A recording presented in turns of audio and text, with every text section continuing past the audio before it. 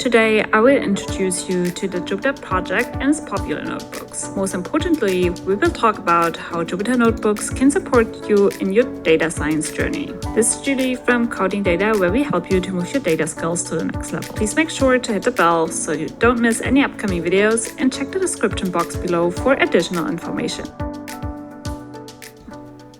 So let's get started. Jupyter is an open source project that covers three main ideas. First, a collection of standards.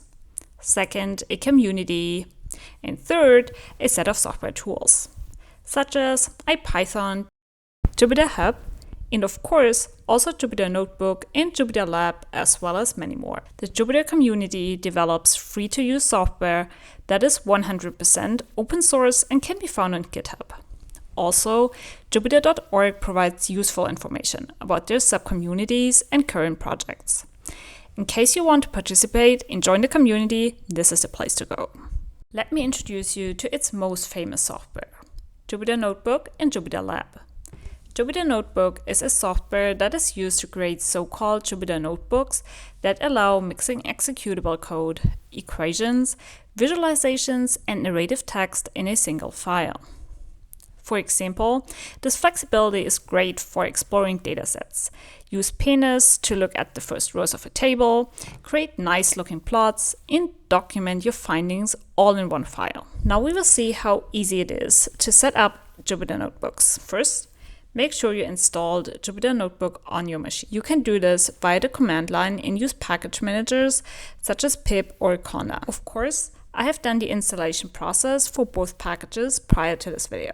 If you haven't done yet, you can also go to an Anaconda website and download the package manager if you want to experiment with it. Let me know in the comment section below if a separate video about package managers would help for you. Now, launch either the Anaconda navigator or click this link to install Jupyter Notebook. This will redirect you to jupyter.org, where you can easily download both Jupyter Notebook and Jupyter Lab. In your terminal or shell of choice, move to the folder you want the notebooks in and type Jupyter Notebook. This will open a new file in your browser, and this is how it looks like.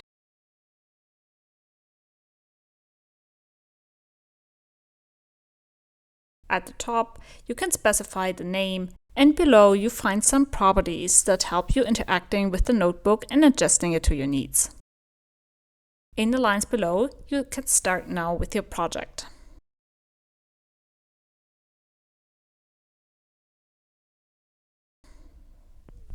Besides Jupyter Notebooks, there's another powerful project, Jupyter Lab. Jupyter Lab does offer the same functionality as classic Jupyter Notebooks. However, they provide even more options and have an improved graphical user interface that remind on IDEs. For instance, you can open and work on different file types, not only Jupyter Notebooks. In the Launcher tab, you see all available files that you can choose from. Depending on the languages and packages you installed, you may see different options. Switching between all your files is super easy. Each one will be opened in a separate tab inside Jupyter Lab that allow you to quickly jump from one file to the other. This is just perfect to keep yourself organized. In case you still miss some options, there are a good range of extensions available that should be checked out. Those extensions are simply plug and play and can be managed via the extension manager. Here on the left side, you will find the extension manager, which gets installed from Jupyter Lab by default. To fill it up with more useful add-ons, here's some recommendation where you can get started.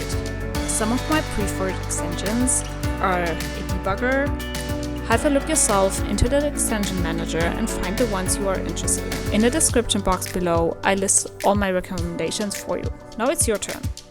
Get Jupyter Lab and Jupyter Notebook running on your machine and explore its functionalities yourself. Thanks for watching and see you next time.